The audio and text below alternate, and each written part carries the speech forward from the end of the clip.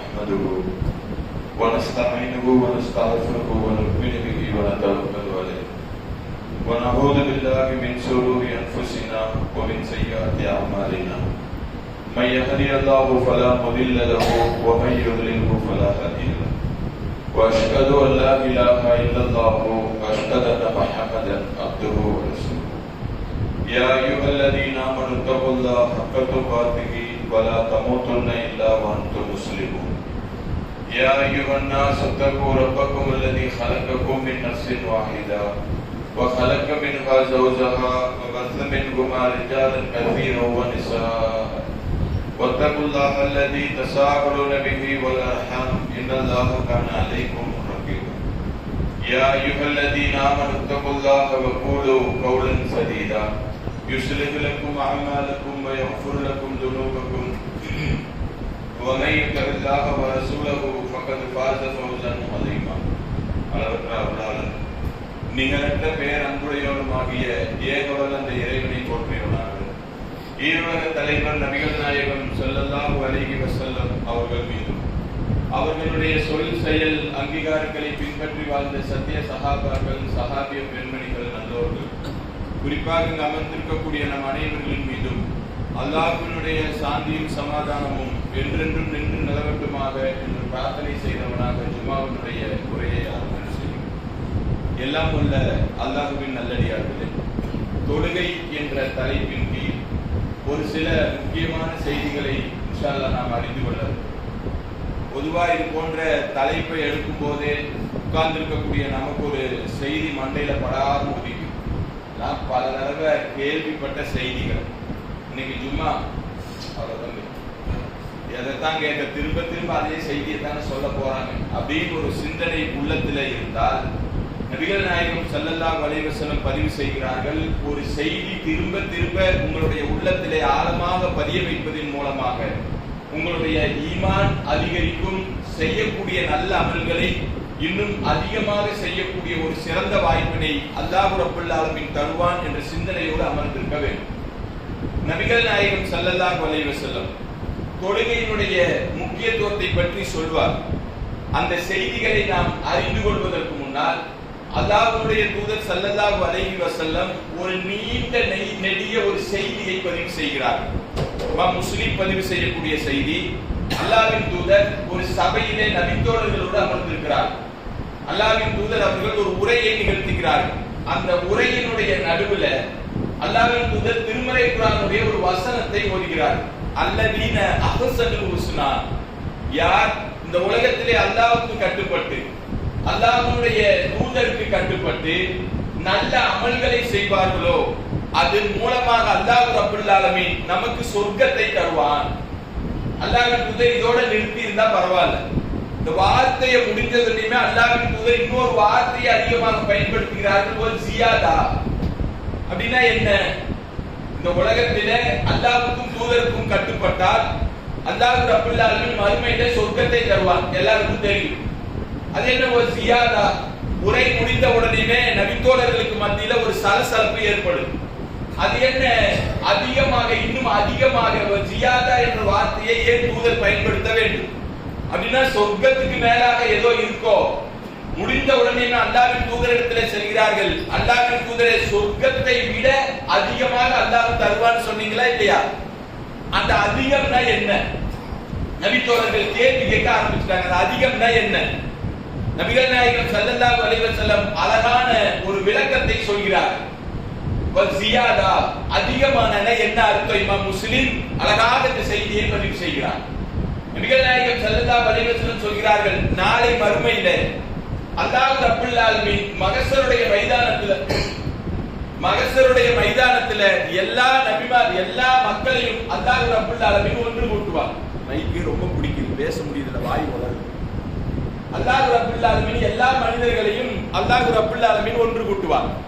ஒன்று கூட்டக்கூடிய தருணம் எப்படி இருக்கும் அப்படின்னா, அல்லாஹ்வுடைய தூதர் எப்போது அல்லாஹ் ரப்பல் ஆலமீன் எப்போது விசாரணையை ஆரம்பிப்பான், அல்லாஹ் எப்போது விசாரணையை ஆரம்பம் செய்வான் என்று இருக்கக்கூடிய எல்லா மக்களும், மகசர்ல இருக்கக்கூடிய எல்லா மக்களும் எதிர்பார்த்து காத்து கொண்டிருக்கக்கூடிய தருணம். பல வருடங்களாக மகசருடைய மைதானத்திலே அல்லாஹ் ரப்பல் ஆலமீன் நம்மை எல்லாம் காக்க வைத்திருப்பார். நமக்கே தோணும், எப்போது அல்லாஹ் விசாரணையை ஆரம்பிப்பார்? விசாரணையை ஆரம்பிக்க மாட்டானா? நபிமார்கள் இடத்துல தான் சொல்வோம், இந்த கடுமையான பாதிப்பிலிருந்து எந்த அளவுக்கு தலைக்கு மேலாக அல்லாஹ் ரப்பல் ஆலமீன் சூரியனை கொண்டு வந்து நிறுத்துவார். அப்படிப்பட்ட ஒரு கடுமையான ஒரு பாதிப்புல எல்லா மக்களும் எதிர்பார்ப்பார்கள், அல்லாஹ் எப்போது விசாரணையை ஆரம்பிப்பார். ஒரு வழியா அல்லாஹ் ரப்பல் ஆலமீன் விசாரணையை ஆரம்பிப்பார். நபிகள் நாயகம் ஸல்லல்லாஹு அலைஹி வஸல்லம் சொல்கிறார்கள், அல்லாஹ் ரப்பல் ஆலமீன் எப்படி தெரியுமா விசாரணை இருக்கும்? 6 கூட்டத்தாரை அல்லாஹ் ரப்பல் ஆலமீன் ஆரம்பமாக பிரிப்பார். அதுல முதலாவது கூட்டத்தாரை அல்லாஹ் அழைப்பார், இந்த உலகத்துல நீங்கள் யாரை வணங்கி கொண்டிருந்தீர்கள்? அந்த மக்கள் சொல்வார்கள், இறைவா, இந்த உலகத்துல கல்லு, மண்ணு, மட்ட, மரம், நெருப்பு, தலைவர் யாரெல்லாம் எங்களுக்கு தோன்றியதோ அவர்களை எல்லாம் நாங்கள் கடவுள்களாக வணங்கி கொண்டிருந்தோம் என்று அல்லாஹ்விடத்திலே சொல்லும் போது அல்லாஹ் ரப்பல் ஆலமீன் அந்த மக்களிடத்திலே சொல்வார், நீங்கள் யாரை வணங்கினீர்களோ அவர்களுக்கு பின்னால் செல்லுங்கள். அந்த கூட்டம் அவர்களுக்கு பின்னால் செல்லும். அப்படியே நேராக சென்று அவர்கள் நரகத்தினுடைய படுகொலியிலே விழுவார். அல்லாஹ் இரண்டாவது சாராரை அழைப்பார். யார் அவர்கள்? நபிகளார் சொல்கிறார்கள், யூதர்களை அழைப்பார். அல்லாஹ் அழைச்சிட்டு கேட்பான், இப்ப நீங்க யாருப்பா வணங்கினீங்க? யூதர்கள் சொல்வார்கள், இறைவா, உன்னுடைய மகனான உசைரை நாங்கள் வணங்கி கொண்டிருந்தோம். அல்லாஹ் ரப்பல் ஆலமீன் கேட்பான், இப்ப யாரையும் பெறவும் இல்லை, யாராலும் பெறப்படவும் இல்லை. அப்படின் போது இந்த உலகத்தில் என் மீது இட்டு கேட்டு நீங்கள் பொய் சொல்லி திரிந்தீர்கள். எனக்கு மகன் இல்ல, இருப்பதாக நீங்கள் என் மீது பொய் சொன்னீர்கள். இந்த மகசர்ல உங்களுக்கு என்ன வேணும்? இந்த யூதர்கள் சொல்வார்கள், கடுமையான வெயிலா, தலைக்கு மேலாக அல்லாஹ் சூரியனை நிறுத்தியிருப்பானா? அல்லாஹ்விடத்திலே கேட்பார்கள், இறைவா, குடிப்பதற்கு தண்ணீர் வேண்டும். அல்லாஹ் ரப்பல் ஆலமீன் தூரமான ஒரு இடத்தை காட்டுவான், தண்ணீர் இருப்பதை போன்ற ஒரு காட்சி தெரியும். உதாரணத்துக்கு நம்ம வண்டியில நீண்ட நெடிய தூரம் பைக்ல அப்படியே போயிட்டு இருக்கிறோம்னு சொன்னா ரொம்ப தூரமான இடத்துல தண்ணீர் இருப்பதை போல தோன்றுமான தண்ணீர் இல்ல, காணல் நீர் என்ற வார்த்தையை பயன்படுத்துவார்கள். அது போன்ற ஒரு காணல் நீரை அந்த யூதர்கள் காண்பார்கள். குடிக்கக்கூடிய தண்ணீராகத்தான் இருக்கும் என்று அந்த இடத்தை நோக்கி செல்வார்கள். அவர்களும் நரகத்தினுடைய படுகொலியிலே விழுவார்கள். அல்லாஹ் மூன்றாவதாக ஒரு சாராரை அழைப்பார். யார் அவர்கள்? கிறிஸ்துவர்களை அல்லாஹ் அழைப்பார். அல்லாஹ் அழைத்து கேட்பார், நீங்க யாருப்பா வணங்கினீங்க? அவர்களும் சொல்வார்கள், இறைவா, உன்னுடைய மகனான ஈசா அலைஹிஸ்ஸலாம் இயேசுவை நாங்கள் வணங்கினோம். அதே கேள்வி அல்லாஹ் கேட்பார். யாரையும் பெறவும் இல்லை, யாராலும் பெறப்படவும் இல்லை. என் மீது நீங்கள் இந்த உலகத்திலே பொய்யை இட்டு கட்டி திரிந்தீர்கள். உங்களுக்கு என்ன வேணும்? அவர்களும் அதே போல கேட்பார்கள், இறைவா, குடிப்பதற்கு தண்ணீர் வேண்டும். அல்லாஹ் அதே போல ஒரு திசையை கை காட்டுவான். குடிக்கக்கூடிய தண்ணீர் என்று நம்பி அந்த திசையை நோக்கி செல்வார்கள். அவர்களும் நரகத்தினுடைய படுகொலியிலே விடுவார்கள். முதல் 3 சாரார் அல்லாஹ் நரகத்திலே புடிச்சு போட்டாச்சு. அடுத்ததாக மீதம் இருக்கக்கூடிய 3 சாரார், அவர்கள் யார்? ஒன்று முனாஃபிக்குகள், நயவஞ்சகர்கள். இரண்டாவது நல்லவர்களாக இருப்பார்கள், ஆனால் பாவம் செய்திருப்பார்கள். மூன்றாவது நல்லவர்களாக இருப்பார்கள். இந்த 3 கூட்டத்தார் மகசரிலே நிறுத்தும் போது உரையாடலை மட்டுமே அல்லாஹ் ரப்பல் ஆலமீன் நிகழ்த்தி கொண்டிருப்பான். இப்ப அல்லாஹ் கேட்பான், உங்களுக்கு என்ன வேண்டும்? 3 கூட்டத்தாரையும் ஒன்றாக அல்லாஹ் கேட்பான், இப்போ உங்களுக்கு என்ன வேண்டும்? 3 கூட்டத்தாரும் சொல்வோம், இறைவா, இப்படிப்பட்ட ஒரு சூழலை நாங்கள் சந்திப்போம் என்று நாங்கள் எதிர்பார்த்து கொண்டிருந்தோம். இறைவா, இந்த சந்தர்ப்பத்தில் உன்னுடைய கரண்டை காலை நீ காட்டுவாய். நாங்கள் சஜிதாவிலே விழுவோம் என்று திருமறை குர்ஆனிலே நாங்கள் படித்திருக்கிறோம். அந்த கரண்டை காலை காண்பதற்காக, சஜிதாவிலே விழுவதற்காக இறைவா நாங்கள் காத்து கொண்டிருக்கிறோம். அல்லாஹ் ரப்பல் ஆலமீன் அவருடைய கரண்ட காலை காட்டுவான். 3 கூட்டத்தாரும் சஜிதாவிலே விழுவார்கள். ஆனால் அல்லாஹ் ரப்பல் ஆலமீன் முனாஃபிக்குகளை, நயவஞ்சகர்களை மட்டும் சஜிதாவிலே விழ அல்லாஹ் அனுமதிக்க மாட்டான். நபிகளார் சொல்கிறார்கள், அவனுடைய முதுகு எப்படி தெரியுமா இருக்கும்? சஜிதா செய்ய முடியாம அப்படியே ஒரு மரக்கட்டை மாதிரி செடுக்குன்னு நிற்கும். அல்லது மாட்டினுடைய எலும்பு எப்படி வளைக்க முடியாமல் இருக்குமோ அது போல நேராக இருக்கக்கூடிய மாட்டினுடைய எலும்பை போல வளைக்க முடியாமல் அப்படியே நேரா நிற்கும். அவர்களால் சஜிதா செய்ய முடியாது. 3 கூட்டத்தாரில் அல்லாஹ் ரப்பல் ஆலமீன் அந்த கூட்டத்தாரை பிடித்து அப்படியே நரகத்துக்குள்ள போடுவான். மீதம் இருக்கக்கூடியது 2 சாரார், நல்லவர்கள், ஆனால் பாவம் செய்திருப்பார்கள், நல்லவர்களாக இருப்பார்கள். இப்படி ரெண்டு சாரார். அல்லாஹ் ரப்பல் ஆலமீன் என்ன பண்ணுவானா, உடனடியாக நரகத்துக்கும் சொர்க்கத்துக்கும் மத்தியில ஒரு பிரம்மாண்டமான ஒரு பாலத்தை போடுவான். இந்த பாலத்தினுடைய நீளம் எவ்வளோ, அகலம் எவ்வளோ, பிரம்மாண்டம் எவ்வளோ, அல்லாஹ்வை தவிர யாருக்கும் தெரியாது. ஆனால் நபிகள் நாயகம் ஸல்லல்லாஹு அலைஹி வஸல்லம் ஒரு சில தன்மைகளை, அந்த பாலத்தினுடைய தன்மைகளை பற்றி சொல்றார். எப்படிப்பட்ட தன்மைனா, நபிகளார் சொல்கிறார்கள், அந்த இரண்டு சாரார் இருக்கும் போதுதான் அல்லாஹ் ரப்பல் ஆலமீன் சொர்க்கத்துக்கும் நரகத்துக்கும் மத்தியில பாலத்தை போடுவான். அந்த பாலம் இருட்டான பாலமாக இருக்கும், வெளிச்சம் எல்லாம் இருக்காது. அந்த பாலத்தினுடைய தன்மை எப்படி இருக்கும்னா, அந்த பாலத்துல ஏறினா அப்படியே மேல இருந்து கீழே வழுக்கி விழக்கூடிய தன்மையாக இருக்கும். பாலத்தினுடைய இரண்டு ஓரங்களிலும் கடுமையான முள்ளாலான கொக்கிகள் சுத்தி கொண்டே இருக்கும். அல்லாஹ்வுடைய தூதர் சொல்கிறார், அந்த பாலத்தை எப்படியெல்லாம் கடந்து செல்வார்கள் என்றால், அப்படியே கண் இமைக்கும் நேரத்திலே இந்த பாலத்தை கடந்து செல்லக்கூடிய மனிதர்கள் இருப்பார்கள். மின்னல் வெட்டக்கூடிய அளவுக்கு வேகத்திலே கடந்து செல்லக்கூடியவர்கள் இருப்பார்கள். மேகத்தினுடைய வேகம் அளவுக்கு கடந்து செல்லக்கூடியவர்கள் இருப்பார்கள். விரைவாக ஓடக்கூடிய குதிரையினுடைய வேகம் அளவுக்கு கடந்து செல்லக்கூடியவர்கள் இருப்பார்கள். ஓடியவர்களாக கடந்து செல்வார்கள், நடந்தவர்களாக கடந்து செல்வார்கள், முட்டு குத்தி தவிழ்ந்தவர்களாக கடந்து செல்வார்கள். பாலம் இருட்டா இருக்குமா? நபிகளார் சொல்கிறார்கள், அல்லாஹ் ரப்பல் ஆலமீன் எப்படி ஆரம்பத்துல இருந்து வரக்கூடியவர்களுக்கு வெளிச்சத்தை கொடுப்பானா, ஆரம்பமாக செல்லக்கூடியவர்களுக்கு ஒரு மலையை போன்ற பிரம்மாண்டமான வெளிச்சத்தை அல்லாஹ் ஏற்படுத்துவான். பேரிச்சம்பர மரம் அளவுக்கு வெளிச்சத்தை அல்லாஹ் ஏற்படுத்துவான். ஒரு விதை அளவுக்கு அல்லாஹ் வெளிச்சத்தை ஏற்படுத்துவான். இந்த கரண்டை விரலினுடைய அளவுக்கு அல்லாஹ் ரப்பல் ஆலமீன், இந்த கட்டை விரலினுடைய அளவுக்கு அல்லாஹ் ரப்பல் ஆலமீன் வெளிச்சத்தை ஏற்படுத்துவார். சொல்லிட்டு நபிகளார் சொல்றாங்க, யாருக்கு கட்டை விரலினுடைய அளவுக்கு வெளிச்சம் கொடுக்கப்பட்டதோ அந்த வெளிச்சம் அப்படியே எரிஞ்சு எரிஞ்சு அவியக்கூடியதா இருக்கும். ஹெட்லைட்ல வண்டியில தூக்கி போற மாதிரி இருந்து அவிஞ்சு எரியுமே, அந்த மாதிரி அவிஞ்சு அவிஞ்சு எரியும். அந்த பாலத்துல அந்த வெளிச்சத்தை வைத்து அப்படியே கடந்து செல்வார்கள்.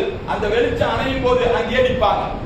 இப்படி மனிதர்கள் அந்த பாலத்திலே கடந்து சென்று ஒரு வழியாக அந்த பாலத்தை கடந்து சொர்க்கத்தினுடைய அந்த வாசலிலே நிற்பார்கள். அதுக்கப்புறம் நரகம் எல்லாம் இல்லை. சொர்க்கவாசிகளாக அந்த சொர்க்கத்திலே அல்லாஹ் நிறுத்துவான். நிறுத்திய உடனே அந்த சொர்க்கவாசிகள் அப்படியே திரும்பி பார்ப்பாங்க.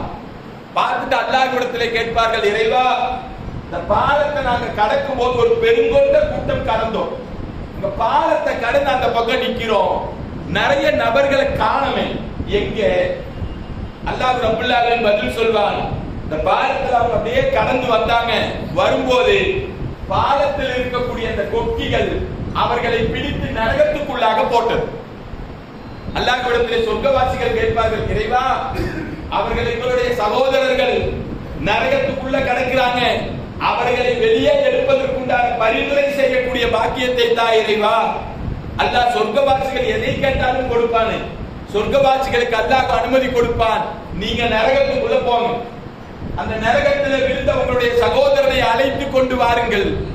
சொர்க்கவாசிகளுடைய மனசுல ஒரு லேசா ஒரு சந்தேகம், நம்மளே சொர்க்கவாசியா சொர்க்கத்துல நிக்கிறோம், நரகத்துக்குள்ள போனா கரிஞ்சிருமே. அல்லாஹ்விடத்திலே கேட்பார்கள், அல்லாஹ் அனுமதி கொடுப்பான், நரகத்துக்கு கட்டளை இடுவான். சொர்க்கவாசிகள் நரகத்துக்குள்ள வராங்க, நீங்கள் அவர்களை கரிக்க கூடாது. சொர்க்கவாசி கேட்பார், இறைவா, எங்களை கரிக்க கூடாது, சரிதான், ஆனா எங்களுடைய சகோதரன் விழுந்திருக்கானே, அவனை நரகம் கரிச்சிருக்குமே, எப்படி நாங்கள் அடையாளம் கண்டுகொள்வது? நபிகளார் சொல்கிறார்கள், அல்லாஹ் சொல்வாராம் அந்த சொர்க்கவாசி இடத்துல, நீங்க நரகத்துக்குள்ள போங்க, இந்த உலகத்துல உங்களோடு சப்புல நின்று தொழுகை தொழுதார்களே, இந்த உலகத்தில பரலான அந்த தொழுகைகளை அவர்கள் தொழுதார்களே, தொழுதலின் மூலமாக சஜிதாவுடைய தழும்புகள் நெத்தியில இருந்ததே, அந்த தழும்பை நரக நெருப்பு கரிக்காது. நீங்க நரகத்துக்குள்ள போங்க, அவர்களை அழைத்து கொண்டு வாருங்கள். அந்த சொர்க்கவாசிகள் நரகத்துக்குள்ளாக செல்வார்கள், கரத்தை பிடித்து அழைத்து வருவார்கள். மாவுல் ஹயாத் என்று சொல்லக்கூடிய ஒரு புனிதமிக்க நீரில அவர்களை குளிப்பாட்டி பிரகாசமாக்கி அப்படியே சொர்க்கத்துக்குள்ளாக அழைத்து செல்வார்கள். தொழுகைங்கிற தலைப்பு சொல்லிட்டு எங்கேயோ சுத்திட்டு வந்து நிக்கிறோம். நம்ம என்ன யோசிக்கணும்னா, அல்லாஹ் இந்த பாதிப்பில இருந்து பாதுகாக்க வேண்டும். எல்லாருடைய உள்ளத்துல இருக்கு, நம்ம எதுக்கு உழுகணும்? ஒரு கால் இருந்தால் அல்லாஹ் பாதுகாக்க வேண்டும். அல்லாஹ் எந்த வார்த்தையை சொல்கிறான் நரகத்தில இருந்து வெளியே வருவதற்கு? முஸ்லிம் சொல்லக்கூடிய படிப்பினை என்ன? அந்த சொர்க்கவாசி சொல்லக்கூடிய வார்த்தை, இறைவா இவர் என்னுடைய சகோதரர். எந்த சகோதரர்? கூட பிறந்த சகோதரர் அல்ல, அமைப்பை சார்ந்த சகோதரர் அல்ல. அல்லாஹ்வின் தூதர் சொல்கிறார்கள், அந்த சொர்க்கவாசி சொல்வாராம், இறைவா இந்த உலகத்தில சஃப்ல தோளோடு தோள் ஒட்டி நாங்கள் தொழுத எங்களுடைய கொள்கை சகோதரர்கள். அல்லாஹ் அந்த தொழுத கொள்கை சகோதரர்கள் என்ற வார்த்தைக்கு சொர்க்கவாசிக்கு கொடுக்கக்கூடிய சிறந்த அந்தஸ்து அந்த நரகத்திலே கிடைக்கக்கூடியவரை அழைத்து கொண்டு மேலே வாருங்கள் என்று சொன்னார். எவ்வளவு முக்கியத்துவம் தொழுகை என்பதை புரிந்து கொள்ள வேண்டும். சொர்க்கத்தில் போய் நிற்போம், ஒரு வானவர் வருவார், ஒரு ஆட்டை அறுப்பார். அந்த வானவர் சொல்வார், இனி உங்களுக்கு இந்த சொர்க்கத்துல மரணம் என்பதே கிடையாது. எல்லாம் சொர்க்கத்தினுடைய அந்த என்ட்ரன்ஸ்ல எல்லாம் அப்படியே நிற்போம், எல்லாரும் காத்து கொண்டிருப்போம். உரையாடலை மட்டுமே நிகழ்த்தி கொண்டிருந்த அல்லாஹ் ரப்பல் ஆலமீன் சொர்க்கவாசிகளை பார்த்து கேட்பான், உங்களுக்கு என்ன வேணும்? நாம் சொல்லுவோம், அல்லாஹ் எல்லாமே கிடைச்சிருக்கு. நபிகள் நாயகம் ஸல்லல்லாஹு அலைஹி வஸல்லம் சொன்னார்களே, அந்த சொர்க்கத்திலே வசியாதா, சொர்க்கத்துக்கு மேலாக ஒன்றை அல்லாஹ் தருவான். இப்போது அல்லாஹ் சொல்வான் சொர்க்கவாசிகளிடத்திலே, இதை விட சந்தோஷமான ஒரு செய்தியை சொல்லட்டுமா? இதை விட சந்தோஷமான ஒரு நிகழ்வை காட்டட்டுமா? சொர்க்கவாசிகள் சொல்வார்கள், அப்படிப்பட்ட ஒரு பாக்கியத்தை அல்லாஹ் நமக்கும் தந்தருள் புரிய வேண்டும். அல்லாஹ்விடத்திலே சொல்வார், அல்லாஹ் பதிவு செய்வான், இதை விட மகிழ்ச்சியா என்ன? சொர்க்கவாசிகள் கேட்பார்கள். உரையாடலை மட்டுமே நிகழ்த்தி கொண்டிருந்த அல்லாஹ் ரப்பல் ஆலமீன் அவனுடைய ஹிஜாபை விளக்குவான், அவனுடைய திரையை விளக்குவான், அவனுடைய தோற்றத்தை, முகத்தை அந்த சொர்க்கவாசிகளிடத்திலே காட்டுவான். எல்லா மக்களும் சந்தோஷமாக அல்லாஹ்வை மகிழ்ச்சியோடு அந்த சொர்க்கத்திலே பார்த்து கொண்டிருப்போம். அல்லாஹ் இந்த பாக்கியத்தை தரணும். அல்லாஹ்வை அப்படியே பார்த்து ரசித்துக் கொண்டிருப்போம். அல்லாஹ் ரப்பல் ஆலமீன் சொர்க்கவாசிகளை பார்த்து கேட்பான், சொர்க்கவாசிகளே வேற என்ன உங்களுக்கு வேணும்? ஒண்ணும் வேண்டாம். இந்த உலகத்துல தொழுதோம், நோன்பு வச்சோம், நல்ல அமல்களை செய்தோம். என்ன காரணத்துக்காக? எங்களுக்கு சொர்க்கம் வேண்டும் என்ற காரணத்துக்காக.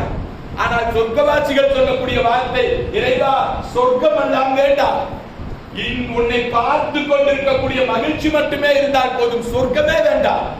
அல்லாஹ் ரப்பல் ஆலமீன் பதிவு செய்வான் வானவர்களை அழைத்து, வானவர்களே இவர்கள் சொர்க்கத்துக்கு போற மாதிரி இல்ல, இந்த இடத்தை விட்டு அவங்க நகர மாட்டாங்க போல தெரியுது, சொர்க்கத்தை இவர்களின் பக்கமாக நீங்கள் இழுத்துக் கொண்டு வாருங்கள் என்ற வார்த்தையை வானவர்களிடத்திலே அல்லாஹ் பதிவு செய்கிறான் என்று சொன்னால், எவ்வளவு பெரிய ஒரு இன்பத்தை, ஒரு மகிழ்ச்சியை அல்லாஹ்வுடைய தூதர் சொல்கிறார்கள். சொல்லிவிட்டு அல்லாஹ்வின் தூதர் சொல்லக்கூடிய மிக முக்கியமான ஒரு வார்த்தை என்ன தெரியுமா? யார் சூரியன் மறைவதற்கு, சூரியன் உதிப்பதற்கு முன்னால் தொழக்கூடிய ஃபஜ்ருடைய தொழுகையும், சூரியன் மறைவதற்கு முன்னால் தொழக்கூடிய அசருடைய தொழுகையும் யார் சரியாக பேணி பாதுகாத்து தொழுகிறார்களோ அவர்களுக்கு நாளை மறுமையில அல்லாஹ்வுடைய முகத்தை பார்க்கக்கூடிய ஒரு மகிழ்ச்சி, ஒரு பாக்கியத்தை அல்லாஹ் ரப்பல் ஆலமீன் கொடுப்பான். ரெண்டு இடத்துல தொழுகையை பத்தி சொன்னேன். ஒண்ணு, நரகத்தினுடைய அடியில விழுந்தாச்சு, கரத்தை பிடித்து தூக்கி கொண்டு வருவதற்குண்டான மிக முக்கிய காரணம் இந்த உலகத்தில் அவர் தொழுகையாளியாக இருந்தார். இரண்டாவது, சொர்க்கத்திலே அல்லாஹ்வுடைய முகத்தை காணக்கூடிய பாக்கியம் தொழுகையாளியாக இருந்தார். நம்மளும் இருந்தோம். இடையில ஒரு வாட்ஸ்அப்ல அழகா ஒரு செய்தியை போட்டார், பள்ளிவாசல் பேசியது. என்ன பேசிச்சு? பள்ளிவாசல் பேசார், பள்ளிவாசல் பேசியது. விருந்தினர்கள் எல்லாம் சென்று விட்டார்கள், என்னுடைய குடும்பம் மட்டும் மீண்டும் ரமலானுக்கு பிறகு என்னோடு பயணிக்கிறது. எங்க போனோம்? ரமலான்ல திடல் தொழுகையில நல்ல கூட்டமா இருக்குமா? எங்க போனோம்? திரும்பி வரவே மாட்டோம் அடுத்த ரமலானுக்கு. இல்ல, என்ன சிந்தனையில வாழ்றோம்னு தெரியல. ரமலானுடைய ஃபஜ்ருடைய வக்துகள் எல்லாம் கடைசி வரைக்கும் நின்றது. இடம்பத்துல வெளியில நின்றோம், மேல போய் நின்றோம். ஃபஜ்ருடைய அந்த கடைசி வக்து எப்ப கூட்டமா பார்க்க முடிஞ்சதுன்னு சொல்லி சொன்னா, ரமலானுடைய காலையில திடல் தொழுகைக்கு முன்பாக ஃபஜ்ருடைய தொழுகையில கண்ட முஸ்லிம்களுடைய கூட்டம் அதுக்கப்புறம் திடலுக்கு அப்புறம் காணும். ஒரு சிலவங்க போட்டாங்க, கண்டுபிடித்து தருபவர்களுக்கு தக்க சன்மானம் வழங்கப்படும். என்ன நினைச்சோம் தொழுகையை பத்தி? நான் ஆரம்பமே சொன்னேன், தொழுகை அது சும்மா அவ்வளவுதான். ஏன்னா எல்லாமே எங்களுக்கு தெரியுமே. எந்த சலுகையும் இல்லாத ஒரு வணக்க வழிபாடு இருக்கும் என்று சொன்னால் அது தொழுகை தான். நீங்க ஆய்வு செஞ்சு பாருங்க. ஏன் நின்று தொழ முடியல, உட்கார்ந்து தொழு. உட்கார்ந்து தொழ முடியல, படுத்து தொழு. படுத்து தொழ முடியல, செய்கையிலாவது தொழு. மற்ற எல்லா இபாதத்துகளுக்கும் சலுகைகளை கொடுத்த அல்லாஹ் ரப்பல் ஆலமீன் தொழுகைக்கு கொடுக்கல. எந்த அளவுக்கு தெரியுமா? நீ எவ்வளவுதான் தொழுகையை விட்டு விரண்டு ஓடினாலும் ஒரு கட்டத்தில் மரணம் உங்களை சம்பவித்தால் இதே பள்ளியிலேயோ அல்லது வேறு ஏதாவது ஒரு பகுதியிலேயோ ஜனாசாவாக உங்களை படுக்க வைத்து உங்களுக்கு பின்னால் நின்று தொலை வைத்த பிறகுதான் கொண்டு போய் கபரிலேயே அடக்கப்படுவார்கள். மரணித்தாலும் தொழுகை உங்களை விட்டு போகாது. ஜனாசாவா இருந்தாலும் கடைசி தொலை வச்சுட்டு எங்க போறோம்? எவ்வளவுதான் ஓடுவோம்? என்ன நினைச்சுட்ட தொழுகையை பத்தி? நபிகள் நாயகம் ஸல்லல்லாஹு அலைஹி வஸல்லம் சொல்கிறார்கள், ஒரு இறை மறுப்பாளர் இருக்காரா இல்லையா? நெருப்பை வணங்கக்கூடிய, ஆடு மாடுகளை வணங்கக்கூடிய, மனிதர்களை கடவுள்களாக வணங்கக்கூடிய ஒரு இறை மறுப்பாளர்கள் இருக்காங்களா இல்லையா? அவர்களுக்கும் முஸ்லிம்களுக்கும் இடையிலே இருக்கக்கூடிய ஒரு வித்தியாசம், ஒற்றை வித்தியாசத்தை நபிகளார் சொல்கிறார்கள், தொழுகையப்பா. தொழுகை இருந்தா நீங்க அவர்கள் இல்ல. திடலோடு ஓடி போனமே அவங்களே யாரு? என்ன வார்த்தை சொல்லி கூப்பிடலாம்? நபிகளார் திருமறை குர்ஆனிலே பதிவு செய்கிறார்களே, மஸலுல் லதீன உம்மிலு தௌராத்த தும்மலம் யஹ்மிலுஹா கமஸலில் ஹிமாரி யஹ்மிலு அஸ்பாரா.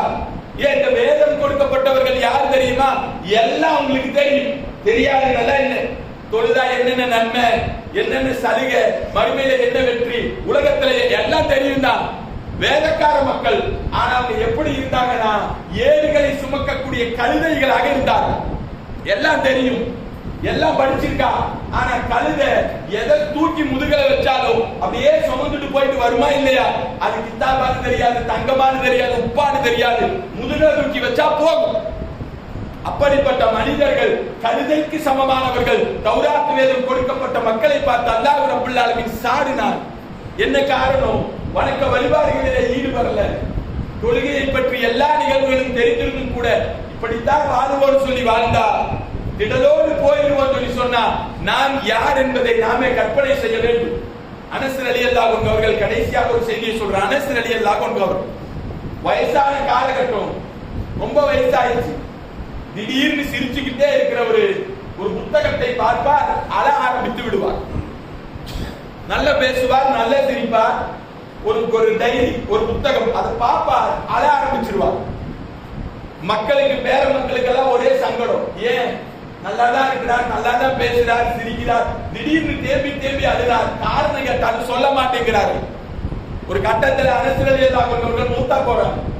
அடக்கம் செஞ்சுட்டு அந்த குடும்பம் வேகமாக வந்து அந்த டைரியை எடுத்து, நாட்குறிப்பை எடுத்து அப்படியே திறந்து பார்க்கிறார். அப்படி என்னதான் அதுல எழுதி இருக்கு? அதுல போட்டிருக்கக்கூடிய செய்தி அந்த குடும்பம் பதிவு செய்கிறது. ஏன் அனஸ் ரலியல்லாஹு அன்ஹு அழுதார்கள் தெரியுமா? அவர் எழுதியிருக்கிறார், ஒரு கட்டத்தில் இஸ்லாமியர்களுக்கும் ரோம பேரரசுக்கும் மத்தியில கடுமையான போர். காலையில ஆரம்பிச்ச போர் அப்படியே தொடங்கி மகிரிபாயி காலையில பஜ்ரையும் தாண்டும். ஒரு கட்டத்தில் ரோமர்களுடைய கோட்டையை அனஸ் ரலியல்லாஹு அன்ஹுடைய அந்த படைகள் கைப்பற்றிச்சு. ஆனா என்ன ஆச்சு? பஜ்ர் தொழ முடியல. பஜ்ர் தாமதமாக தொழுகிறார். அவர் அந்த நாட்குறிப்பில எழுதி வச்சுட்டு சொல்றார், நாங்கள் எங்களுடைய வாழ்க்கையில தொழுகையை நடைமுறைப்படுத்திய காலத்தில இருந்து ஒரே ஒரு பஜ்ர் தொழுகை என்னுடைய வாழ்க்கையில மிஸ் ஆயிடுச்சு. ஒரே ஒரு பஜ்ர், கேட்கக்கூடியவர்கள் உள்ளத்திலே ஆழமாக பதிய வைக்க வேண்டும். ஒரு பஜ்ர் மிஸ் ஆயிடுச்சு. இது அல்லாஹ்விடத்திலே நாங்கள் என்ன பதில் சொல்ல போறோம்? வியாபாரத்துக்கு போல, தூக்கத்துல படல, வெளியூர் போல, அவர் அல்லாஹ்வுடைய மார்க்கத்துக்காக போர் செய்வதற்காக களத்திலே நின்றார். எதிரிகளோடு சண்டையிட்ட காரணத்தினால் நேரம் போச்சு, தொழ முடியல. அந்த ஒற்றை நாள் தொழ முடியவில்லை என்று அழுததாக வரலாறுகளிலே பதிவு செய்யப்படுகிறது என்று சொன்னால் எத்தனை பஜ்ர் யதார்த்தம் தான். மனிதன் ஒரு சில பஜ்ர் விடுறது மாற்றுக்கிறதெல்லாம் இல்ல. ஆனால் தொடர்ச்சியாக பஜ்ரை விடக்கூடிய நாம் என்றைக்காவது ஒரு நாள் தொடர்ச்சியா இவ்வளவு பஜ்ர் போகுது, அது ஒரு சங்கடப்படக்கூடிய ஒரு சூழல் நம்முடைய உள்ளத்துல வந்துதா? போர்க்களம், இப்ப நடக்கக்கூடிய ஈரானிய போர்க்களம் பாருங்க, பாதிக்கப்பட்ட காசா மக்களை பாருங்க, தொழுது கொண்டு இருக்க ஏவுகணை விட்டு அடிக்கிறார். அந்த இடங்கள்லாம் ரத்தமாகவும் சலமாகவும் மாறுகிறது. ஆனா அடுத்தவர்த்து அதை கழட்டி அப்படியே தொடச்சு கூட்டி விட்டு அந்த இடத்துல மீண்டும் தொலை நடக்கிறது என்று சொன்னால் எவ்வளவு ஒரு ஆரோக்கியமாக ஒரு சொகுசாக அல்லாஹ் தொழக்கூடிய வாய்ப்பை தந்திருக்கிறார். திடலோடு போயிட்டோம் சொல்லி சொன்னா நாம் யார் என்பதை உங்களுடைய உள்ளத்திலே சிந்தனைக்கு விட்டவனாக முதலுடைய நிறைவு செய்கிறேன். இஸ்லாம்